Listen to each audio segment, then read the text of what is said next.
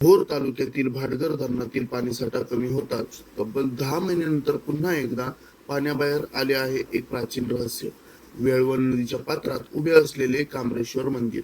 इतिहास, श्रद्धा आणि स्थापत्यकलेचे अद्भुत संगम असलेले हे मंदिर भाविकांचे आकर्षण ठरत आहे.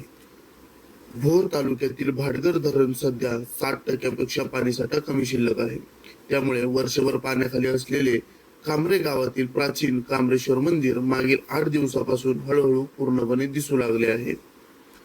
1928 साली इंग्रजांनी लॉईस डॅम अर्थात आजचं भाटघर धरणाचे बांधकाम पूर्ण केले. त्यावेळी कामरे गावाचे पुनर्वसन झाले. मात्र हे प्राचीन मंदिर कायमचे पाण्याखाली गेले. हे मंदिर कर्महरेश्वर या नावाने ओळखले जात होते, पण कामरे गावाच्या हद्दीत असल्यामुळे पुन्हा त्याला कामरेश्वर हे नाव मिळाले.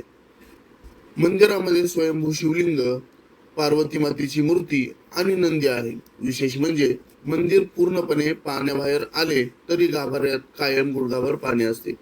भाविक पाण्यात हात घालून थेट शिवलिंगाला स्पर्श करून दर्शन घेतात. दरवर्षी स्थानिक ग्रामस्थ मंदिरातील गाळ काढून स्वच्छता करतात. असंख्य पाण्याच्या लाटांचा मारा सहन करून देखील मंदिर आजपणे भक्कमपणे उभे आहे. आयताकृती दगडांची सुंदर रचना, चुनखडक, वाळू आणि विटांनी बांधलेले कळस आणि हेमाडपंथी शैलीची झलक यामुळे हे मंदिर स्थापत्य कलेचे उत्कृष्ट नमुना मानला जातो. हे मंदिर नेमके पांडवकालीन की हेमाडपंथी यावर आजही चर्चा सुरू आहे.